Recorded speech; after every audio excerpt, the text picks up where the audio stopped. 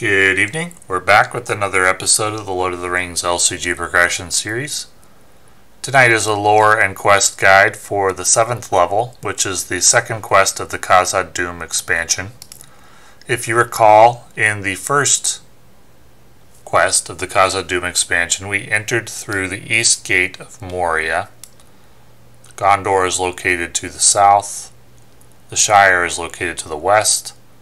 We ended the Shadows of Mirkwood cycle in Thranduil's halls here in Mirkwood.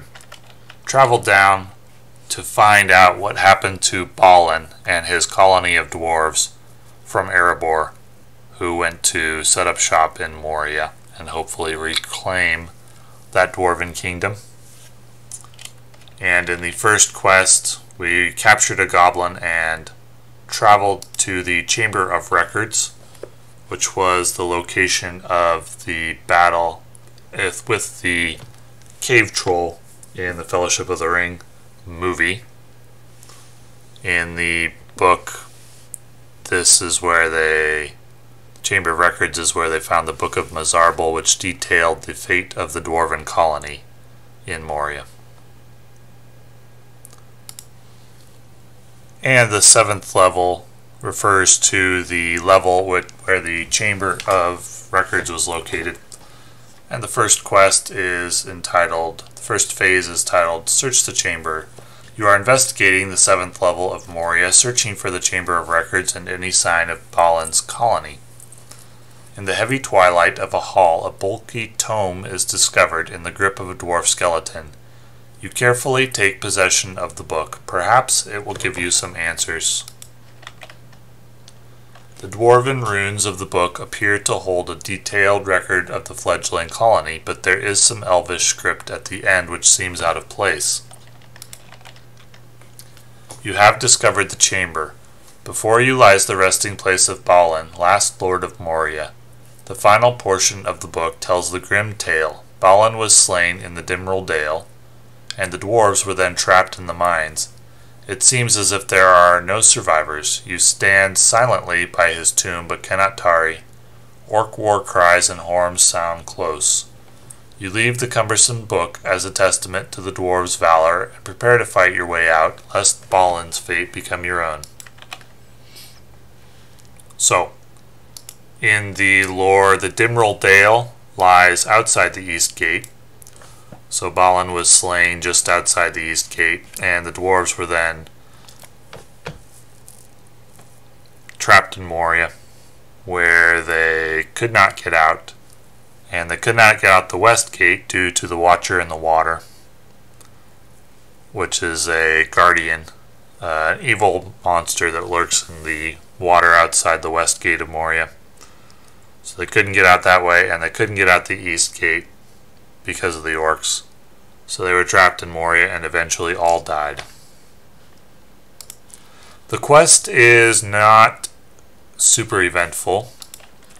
For the setup, we begin with the Book of Mazarbul, which grants an ability. The attached hero can't attack and does not exhaust to commit to a quest. In my playthrough, I found Dain to be a good target for this, since you don't typically, well, it's good to have him. You're not usually able to commit him to a quest because you need him ready to use his buff. But with the Book of Mazarbul, he can quest without needing to exhaust, which is helpful early in the game. Early in the game, it's helpful. You also start with one encounter card per player, which as far as challenges go, that's pretty light. That's not something we're going to be real worried about, and there's no reason why you need to rush through Phase 1, which means you can basically take your time to set up your deck if you want to. Just need 15 progress to proceed, and then when you reveal Stage 2, you remove Book of Mazarbul from the game. And at the end of the staging step, you reveal the top X cards. It'll be 1 if you're playing True Solo. Reveal the top card of the encounter deck and add all enemies to the staging area and discard. discard the others. So you get set up in phase 1, and then you have to reveal 2 encounter cards in phase 2, though you only have to resolve them if it's an enemy. So you can potentially get 2 enemies per round in phase 2, but sometimes you don't. It's just based on luck. There's no trick to this quest. There's no new mechanics. There's nothing particularly special or interesting about it. You just need to get set up in phase 1 so that you can handle potentially 2 enemies per round in phase 2.